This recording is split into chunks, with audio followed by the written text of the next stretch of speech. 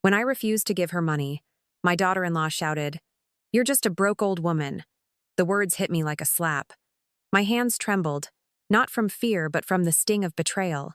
She stood there, her voice loud enough for the neighbors to hear, her chin tilted as if she had finally put me in my place. My son said nothing.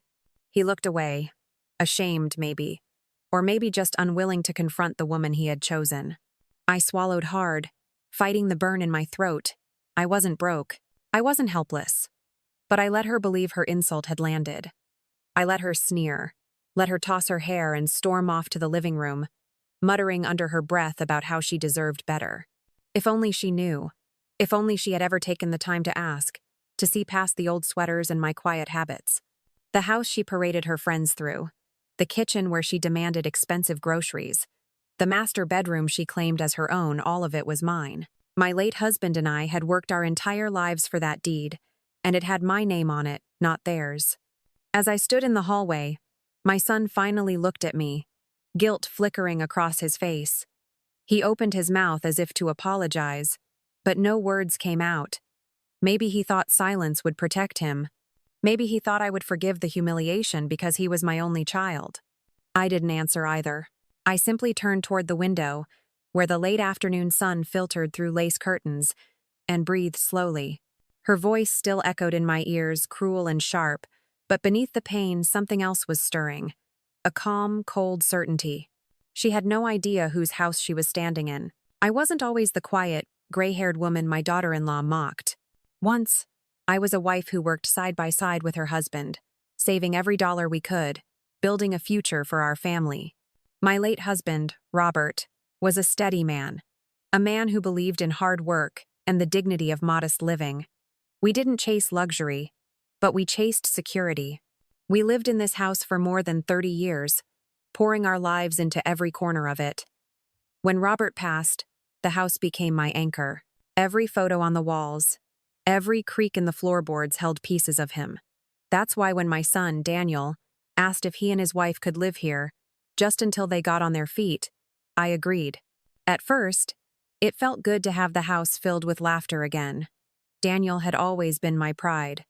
He was a bright boy, ambitious, kind-hearted, or at least I thought so. When he married Allison, I tried to welcome her as warmly as I could.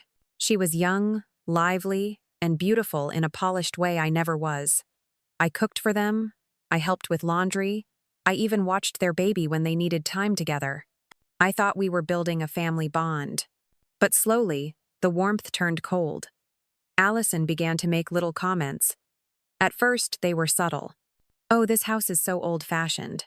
Or, "We should renovate the kitchen. I can't stand these counters." She started speaking as if the house were hers, as if my presence here was a nuisance. I brushed it off, telling myself she was adjusting, telling myself Daniel would remind her whose home it was. But Daniel didn't. He was smitten with her, always nodding, always going along with whatever she said. If she wanted new furniture, they bought it, even if it meant putting things on credit. If she wanted a trip, they went, even though I knew their bank account was already stretched thin. And then came the requests for money. It started small. "Mom, could you help us with the utility bill this month?" Daniel asked, embarrassed, one evening. I agreed, sliding him the check, reminding him gently to be careful with his spending. Then it grew. Allison would appear in the kitchen, leaning casually against the counter, her manicured nails tapping on the surface. "We're a little short for the mortgage this month. Could you spot us?" Mortgage. She called it their mortgage, as if she had forgotten or chosen to forget that I was the only one whose name was on the deed. I reminded her once, gently, "Allison, the house is mine. You don't have to worry about a mortgage here." She had laughed, tossing her hair. "Sure, but you know what I mean. It feels like ours." That laughter still rings in my ears. Over time, their requests grew bolder. A new car, a loan to cover credit card debt, money for Allison's business idea that never materialized into anything but more shopping trips and dinners with her friends. Each time, I grew more reluctant, and each time, Allison's mask slipped a little more. The sweetness in her tone hardened into expectation, then demand. One night, I overheard her on the phone. "She's just sitting on her money. What else is she going to do with it? She's old. She doesn't need it. The words cut deeper than I expected. I sat in the dark, clutching the armrest of my chair, realizing that the girl I had welcomed into my family saw me as nothing more than an obstacle, a wallet she thought she could shake until coins fell out. When I confronted Daniel about it, he sighed heavily. "Mom, don't take it personally. She's just stressed. You know how hard things are for us right now." I looked at him, my only son, and saw a man who had chosen comfort over courage. He didn't stand up for me. He didn't stand up for the truth. He let her diminish me in my own home. The breaking point came one afternoon when Allison barged into the kitchen, demanding money for a down payment on a second car. I told her no, my voice calm but firm. She froze, her eyes narrowing, and then she exploded. "You're just a broke old woman. You have nothing. You can't even help your own son. What good are you?" Her words sliced through the air, leaving silence in their wake. Daniel sat at the table, staring at his hands, saying nothing. I felt my heart squeeze, not from her insult, but from his silence. That was when I realized the bond I thought we shared had been eroded, chipped away by her contempt and his weakness. But as I stood there, feeling the sting of her words, something inside me shifted. The sorrow gave way to resolve. She had no idea. She thought she held power over me, but she didn't know the truth. She didn't know whose name was printed on every page of those property documents. She didn't know how carefully Robert and I had safeguarded our home, making sure it would always be mine. That night, as they laughed in the living room, sipping wine they bought with borrowed money, I sat quietly in my bedroom, pulling open the drawer where I kept the deed. The paper was slightly yellowed, the ink bold and unshakable. My name. Not Daniel's. Not Allison's. Mine. I traced the letters with my finger, feeling Robert's presence beside me. He had always believed in patience, in letting people reveal who they truly were. "Don't rush to fight," he used to say. "Wait, and the truth will fight for you." I smiled bitterly in the dim light. Allison thought she had won, that her insults would push me into submission, into giving her whatever she wanted. But she had underestimated me. She had mistaken my silence for weakness, my kindness for ignorance. She was wrong. I closed the drawer gently, a strange calm washing over me. This wasn't the end. No, it was only the beginning. The morning after Allison's outburst, the house felt different. The walls seemed to hold the echo of her words, sharp and cruel, as if they'd been carved into the plaster. I woke early, long before either of them stirred, and sat at the kitchen table with a cup of coffee. The silence was heavy, but I welcomed it. For once, there was no demand, no clatter of Allison's heels, no forced small talk. Just me, the ticking clock, and my thoughts. I thought about Robert. What would he say if he saw me sitting here, letting a girl half my age dictate how I should live in my own home? He'd shake his head, probably laugh in that calm way of his, and remind me that strength isn't in shouting but in knowing when to stand your ground. His voice guided me that morning. When Allison finally came downstairs, she didn't bother to greet me. She breezed past in her silk robe, her phone glued to her hand. I heard her whispering into it, laughter bubbling out of her like she didn't have a care in the world. But I caught snippets words like, "She's useless," "old hag," "I'll get it one way or another." Each syllable struck me like tiny darts. At lunch, she cornered me again. "So, about the money," she began, her tone sugar, coated but her eyes cold. "We really need it, you know. Daniel deserves better. Don't you want your son to live a comfortable life?" I set my fork down and looked at her. For the first time in weeks, I let the steel in my voice show. "No, Allison, I'm not giving you a dime." Her smile faltered. "Excuse me?" "You heard me," I said calmly, firmly. "This isn't about Daniel. This is about you. You've been using my son, using this house, using me. It ends now." Her face twisted, fury replacing the faux charm. She slammed her hand against the table. "You think you have a choice? You think you matter here? You're nothing. You're just a broke old woman who doesn't know her place." Daniel walked in at that moment, his expression caught between confusion and weariness. He looked at Allison, then at me. "What's going on?" he asked. "Your mother refuses to help us again," Allison spat. She'd rather watch us struggle than support her own family. I turned to Daniel, my heart aching. Is that how you see it too? He hesitated. That hesitation told me everything. He wasn't going to defend me. He wasn't going to stand up. He was too deep in her grip. That night, lying in bed, I realized I couldn't wait for Daniel to choose me over her. He wouldn't. Not anymore. The boy I raised was still in there somewhere, but the man he had become was hers now. And if he wouldn't protect me, I would protect myself. The next few days were a test of patience. Allison strutted around the house as if she owned it, throwing thinly veiled insults, treating me like an unwelcome guest in my own home. I let her. I smiled politely when she spoke, nodded when she complained, and said nothing when she flaunted her new clothes or expensive dinners out with her friends. She thought my silence meant surrender.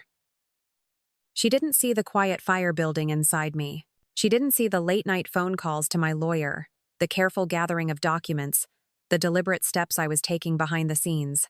One evening, as she bragged to her friends in the living room about the house her husband provided, I sat in the kitchen with a folder spread open before me. Inside were the deed, the tax records, the insurance papers all bearing my name.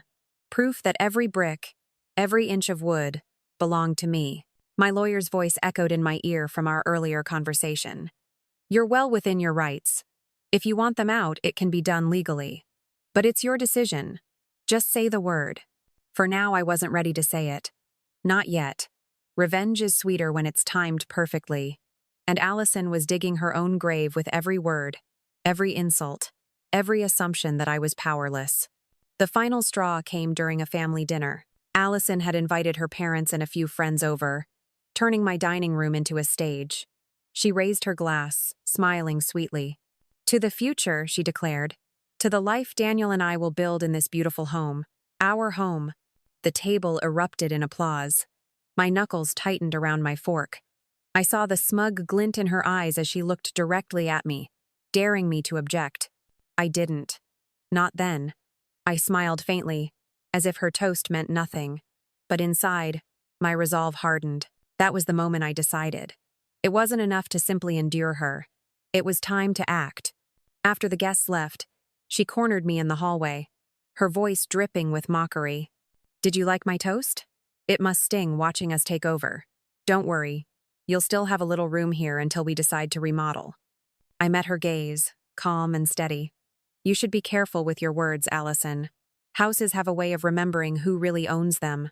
She laughed, tossing her head back. What are you going to do? Kick us out? You wouldn't dare. But I would. I walked back to my room that night with a steady heart. The time for silence was ending. The time for action had begun. I woke the next morning with a clarity I hadn't felt in years. The sting of Allison's words still lingered, but now it fueled me rather than weakened me. I brewed a pot of coffee, sat at the kitchen table, and laid out a fresh notebook. If Allison thought I was powerless, she was about to learn otherwise. The first step was gathering my strength not just emotionally, but legally.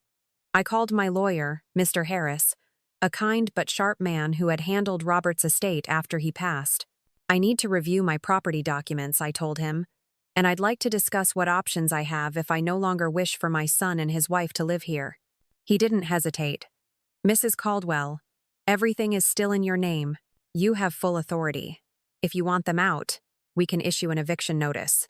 It won't be pleasant, but it will be lawful. His words steadied me.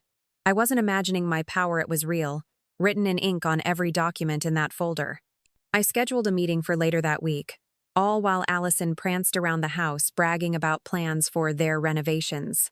While she sketched out fantasy remodels, I sketched my plan. I watched her carefully, noting how she treated me when she thought Daniel wasn't looking.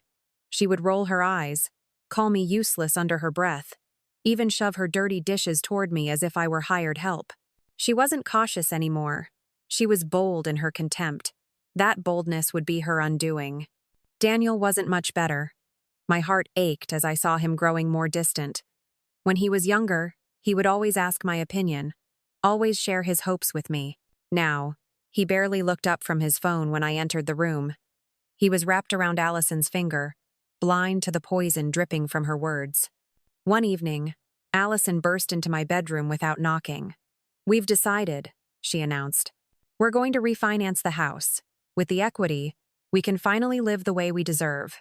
We'll put you on a small allowance, of course." Her audacity left me breathless for a moment. I set down my book slowly. "Refinance? On what authority?" She smirked, crossing her arms. "Daniel and I talked it over. This house is practically ours anyway. You can't even maintain it properly. It's time we took control." I stood, walking to the dresser where the deed was locked safely away. I didn't pull it out, not yet. Instead, I met her gaze evenly. "Be careful, Allison. You're making promises you can't keep." She scoffed. "We'll see about that." Then she stormed out, muttering insults as she went. That night, I couldn't sleep. I sat by the window, moonlight spilling across the floor, and I whispered to Robert's photo on the nightstand. "She thinks she owns our home. She thinks I'm nothing. But I'll show her, my love. I'll show her what patience and truth can do." The following day, I visited Mr. Harris's office. The walls smelled faintly of old books and leather, and his desk was stacked neatly with folders. He laid my documents out in front of me, tapping his pen against the bold lettering of my name. "This is airtight," he said.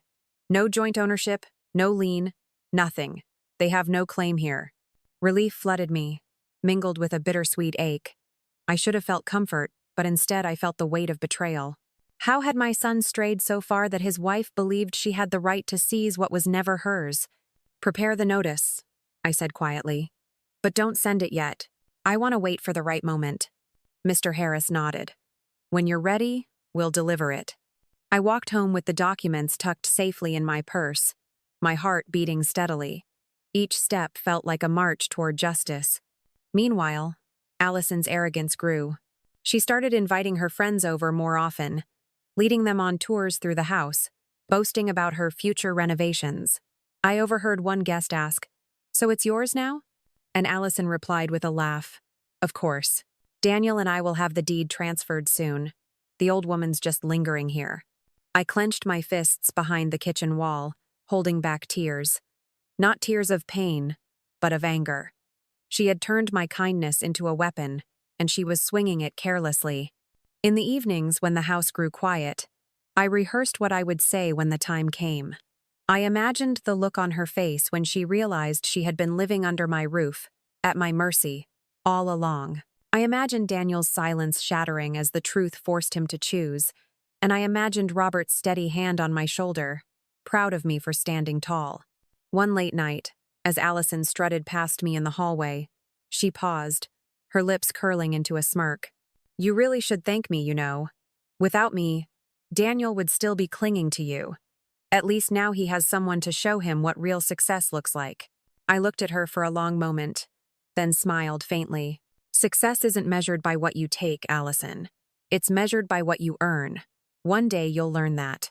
She rolled her eyes, dismissing me like a child dismisses an elder's warning. But I knew her lesson was coming, and it would be one she would never forget. The storm was brewing, and I was no longer afraid. The days that followed were a test of patience. Allison grew bolder, Daniel grew quieter, and I grew stronger. I had rehearsed the moment so many times in my head, I almost longed for the day it would finally happen. My plan wasn't cruel, it was simply just. She had mistaken my kindness for weakness, my silence for surrender. Now, it was time she learned the truth. The opportunity came one Saturday evening. Allison had invited her parents over for dinner. She had dressed the dining room as if it were a stage, candles flickering, silverware gleaming, glasses filled with wine I hadn't paid for but knew was far beyond their means. She strutted through the house, giving a little speech before dinner, telling them all about the future she and Daniel were building. She spoke about remodeling the upstairs bathroom, about knocking down a wall to create a larger living space, about hosting more parties in our home. Each time she said, "our home," the words dug into me like thorns. I sat silently at the end of the table, my fork resting untouched beside my plate. Daniel sat next to her, nodding along, though his eyes rarely met mine. Finally, Allison raised her glass. "To the life we've built," she declared, her smile wide and confident. "To the house that will carry our family's future." The room erupted in polite applause. Her parents beamed with pride. clinking their glasses against hers. Daniel forced a smile, but I noticed how stiff his shoulders were, how his jaw tightened with each passing second. Even he knew something wasn't right, though he lacked the courage to say it. I placed my napkin gently on the table and rose to my feet. My heart was steady, my voice calm. "A toast," I said, lifting my water glass. "To the truth, to remembering where we come from, and to respecting the people who made it possible." The room grew quiet. Allison's smile faltered for a brief second. Then she quickly plastered it back on. "How sweet," she said with a mocking edge. "Though I think we've already covered that, haven't we?" I set my glass down. "No, Allison, we haven't." I walked slowly to the cabinet by the wall, my steps deliberate, my hands steady. From the drawer, I pulled out a folder thick with documents, the very ones I had reviewed countless times with my lawyer. I returned to the table, laid the folder down in front of me, and looked directly at her. "This house," I said, my voice cutting through the silence, "does not belong to you. It does not belong to Daniel. It never has, and it never will." Her laughter bubbled out, shrill and nervous. "What are you talking about? Daniel and I live here. We've made it ours. Everyone knows that." I opened the folder and slid the top document across the table. The bold black letters gleamed under the light. Property deed. Owner. Margaret Caldwell. "This house," I said slowly, enunciating each word, "is mine. My name is on the deed. It was Robert's and mine, and when he passed, it became mine alone. Every wall, every room, every brick you've walked through so confidently belongs to me." The silence was deafening. Her parents froze, their glasses hovering midair. Daniel stared at the paper as if it were written in a foreign language. And Allison's face drained of color. She snatched the document up, her hands trembling. This must be a mistake." I tilted my head slightly. "Is it? Read it again. Carefully this time." She scanned the page, her eyes darting over the bold letters, the signatures, the official seal. Her mouth opened, but no words came out. Her father cleared his throat awkwardly. "Is this true, Allison? Did you know about this?" She stammered, her voice cracking. "I thought Daniel told me." Daniel finally spoke, his voice low and ashamed. "I never told you it was ours. You assumed. And I didn't correct you." Her head whipped toward him, fury flashing in her eyes. "You knew? You let me make plans, let me invite people, let me—" "I didn't want to fight," he said, his shoulders slumping. "I thought it didn't matter." I stepped forward, my voice calm but firm. "It matters, Daniel. It always mattered.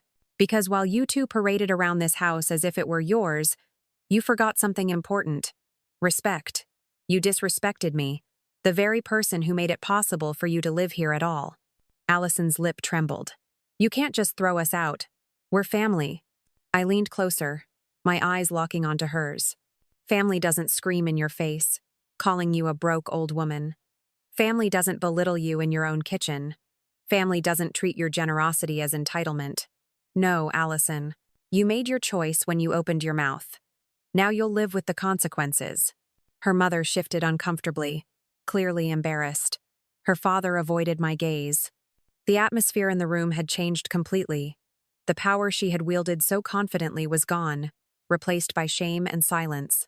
Daniel's voice broke the quiet. "Mom, what are you going to do?" I straightened, tucking the deed back into the folder. "I haven't decided yet. But one thing is certain. This house is mine, and from now on you will treat me with the respect I deserve, or you won't live here another day." Allison gasped, her hands flying to her mouth. "You wouldn't dare." I cut her off. "Wouldn't I? You think I'm weak, but you've underestimated me every step of the way. This home is my sanctuary, and I will not allow you to poison it any longer." I turned and walked toward the stairs, my footsteps echoing in the silence. Before I disappeared from view, I looked back once more. "Remember this night, Allison. Remember it well, because it is the night you discovered the truth. Your greed has no power here." I left them at the table, their faces pale, their voices hushed. I closed my bedroom door behind me, my hands steady, my breath calm. For the first time in months, I felt like myself again, not the broke old woman she mocked, but the woman who had built a life, a home, and a future with her own strength. That night, I slept peacefully. The storm had broken, but the real reckoning was still to come. After that night, the air inside the house was different. Allison moved through the rooms more quietly, no longer with the arrogant clatter of heels or the sharpness of her voice. She avoided me, her glares replaced by forced smiles whenever Daniel was around, but I saw the truth in her eyes panic. Her confidence had cracked. Daniel tried to smooth things over. The next morning, he came to me in the kitchen, his tone softer than it had been in years. "Mom," he began, rubbing the back of his neck. "Allison didn't mean what she said. She was upset. You know how she gets when she's stressed." I stirred my coffee, watching the steam rise. "Daniel, I'm not interested in excuses anymore. Words have consequences. Actions have consequences." He sighed, but didn't argue. He looked tired, worn down. I wondered if he finally realized what it meant to live with someone who devoured respect and gave none in return. Allison, however, wasn't finished. Humiliation doesn't change a person like her, it only drives them to claw harder for control. She began inviting friends over less often, but when she did, her voice carried loudly through the house. "We're still going to remodel," she'd say, tossing her hair. "It's just a matter of time. Daniel and I have plans." Plans. Always her plans, built on the assumption that I would eventually cave. She didn't realize I had already decided how her story in this house would end. I met with Mr. Harris again later that week. He placed the eviction notice on his desk, sliding it toward me. "Whenever you're ready," he said, his eyes steady. I looked at the document, the bold letters spelling out what I had rehearsed in my mind. My fingers traced the edge of the paper. "Not yet," I whispered. "I want her to see it coming, to feel it in her bones before the paper ever touches her hands." He nodded, understanding. Revenge, after all, wasn't always about swiftness. It was about timing. At home, I continued my calm routine. I cooked my own meals, tended the garden, read my books in the sunlit living room. I lived as though her insults had never touched me. That calmness seemed to unnerve her more than anger ever could. She wanted a fight. Instead, I gave her silence, steady and unshakable. But behind that silence, I was preparing. Every bill, every tax receipt, every insurance document, I organized them into neat folders. I contacted a real estate agent I trusted, just to understand the value of the home. If Allison wanted to measure her worth in money, I would show her numbers that didn't include her. Then came the dinner party. Allison insisted on hosting one more, despite the tension. I watched her move around the kitchen, directing Daniel to set the table, instructing him on which wine glasses to use. Her voice carried the false brightness of someone trying to convince the world everything was fine. During the meal, she laughed too loudly, spoke too confidently, as if she could erase the memory of our last confrontation by pretending it had never happened. But when she raised her glass to make another toast, her hand trembled. To our future," she stammered, forcing a smile. I met her eyes across the table, my expression calm, unchanging. She faltered, lowering her glass quickly. Her guests left early, sensing the strain. As soon as the door shut, she whirled on me, her mask slipping. "You're enjoying this, aren't you?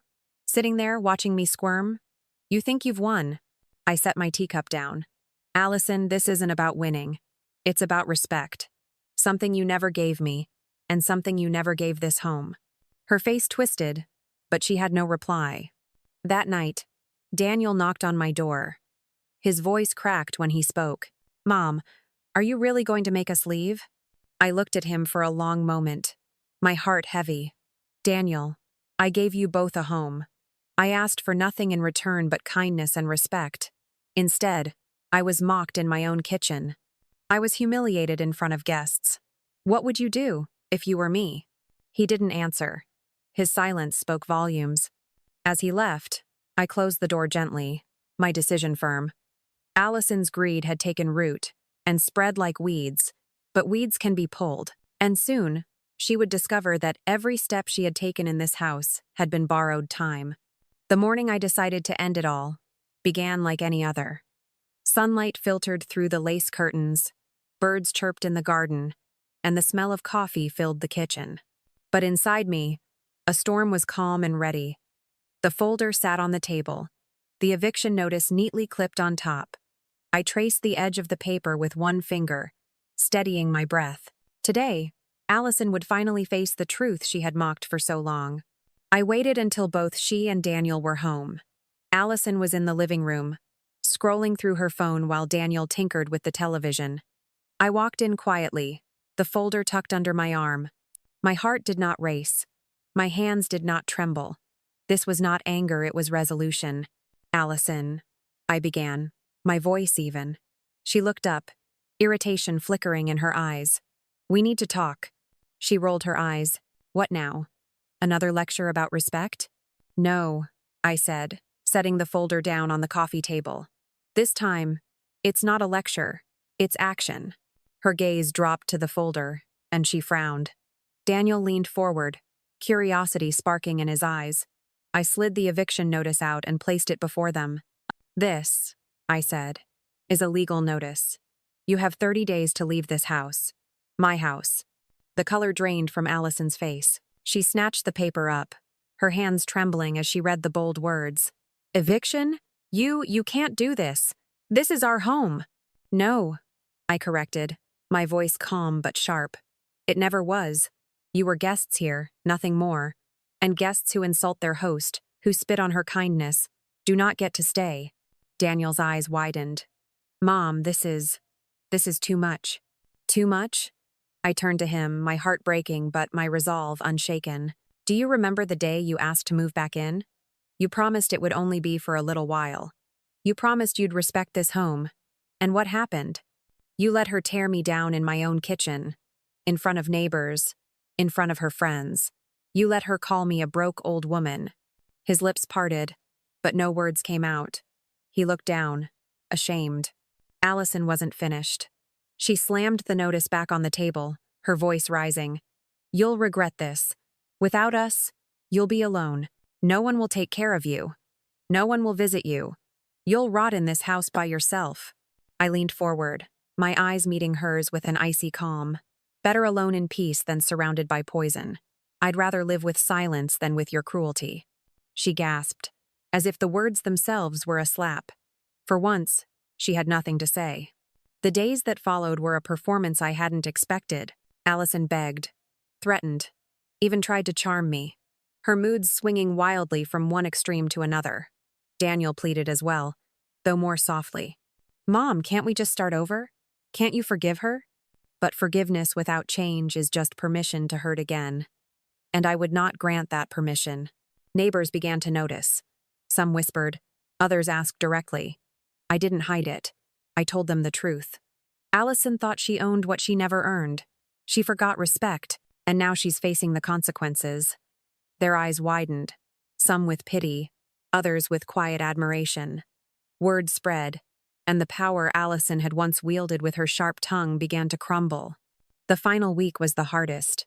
Boxes lined the hallway, filled with clothes, dishes, trinkets she had once bragged about. The house echoed with the sound of tape ripping, of footsteps heavy with defeat. Daniel barely spoke to me, his face pale and drawn. He loved me, I knew, but he was torn between the woman he married and the mother who had raised him. On the 30th day, I stood at the door as they carried out the last of their belongings. Allison avoided my eyes, her face stiff with anger and shame.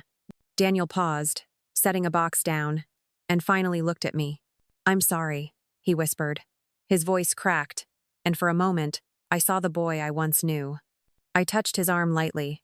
"You chose your path, Daniel. I hope one day you find your way back." He nodded, tears glistening, before picking up the box and walking out. When the door closed behind them, silence filled the house. But it wasn't the silence of loneliness. It was the silence of freedom. I walked through each room slowly, my hand brushing the walls, the furniture, the photographs. This was my home. It always had been. In the living room, I sat down, the eviction notice still on the table. I folded it neatly and placed it back in the folder, a symbol of the strength I had rediscovered. Allison's greed had tried to strip me of dignity, but instead, It revealed my resilience. As the sun set, casting a golden glow across the floor, I whispered to the empty room, "This house remembers, and so will I." When the last of their footsteps faded and the car pulled out of the driveway, I stood at the window watching the dust settle. For the first time in a long while, the house was quiet. Not the suffocating silence of tension, but the peaceful kind, the silence of freedom. I could finally hear the ticking of the clock on the wall, the chirping of birds outside, and even the soft hum of the refrigerator sounds I hadn't noticed, because Allison's voice had always drowned them out. I sat down in the living room, the deed folder resting on my lap. I opened it one more time, not because I needed reassurance, but because I wanted to feel the weight of it. Those papers carried more than my name, they carried Robert's legacy, our years of sacrifice, our commitment to building something that would last. This house was never just four walls. It was proof that dignity doesn't come from what others give you, but from what you build with your own two hands. I thought about Daniel, my son, the boy who once brought me wildflowers clutched in muddy fists, the boy who used to ask me to read him bedtime stories twice in a row. Somewhere along the way, he lost sight of those roots. He allowed someone else's ambition to blind him to the love and respect that built this family. My heart aches for him still, and maybe it always will. But I've learned that love doesn't mean allowing yourself to be destroyed. Sometimes love means stepping back and letting someone face the consequences of their choices. As for Allison, I don't know what the future holds for her. Maybe she'll find another home to conquer, another person to drain. Or maybe, just maybe, this experience will force her to look in the mirror and see the truth she's been running from. That greed always backfires. You can't build a life on entitlement and disrespect. Eventually, the foundation cracks, and everything collapses. In the weeks that followed, neighbors stopped by more often. Some came out of curiosity, others out of kindness. Many had heard the story already. A few told me quietly, "You did the right thing." One woman confessed, "I wish I had the courage to do what you did with my own family." Their words reminded me that standing up for yourself isn't selfish, it's necessary. I began to rediscover the rhythm of my own life. I worked in my garden, planting flowers Robert and I once loved. I cooked meals for myself without the tension of someone criticizing every ingredient. I invited friends over for tea, laughter echoing through the house in a way it hadn't in years. My home felt alive again. Sometimes, late at night, I'd sit on the porch with a blanket around my shoulders and gaze at the stars. I would whisper a quiet thank you to Robert, knowing he would be proud of me. He always said, "Patience is strength." And he was right. My patience wasn't weakness, it was the rope that gave Allison enough room to reveal who she really was. And once she did, all I had to do was show her the truth. Looking back, I realized the lesson isn't just about property or ownership. It's about respect. It's about knowing your worth even when others try to tell you you're worthless. I was called a broke old woman, dismissed as if I had nothing left to give. But I learned that the greatest wealth isn't measured in dollars, it's measured in dignity, resilience, and self-respect. To anyone listening, to anyone who has ever been belittled or dismissed, I say this: don't let their words define you. You know who you are. You know what you've built.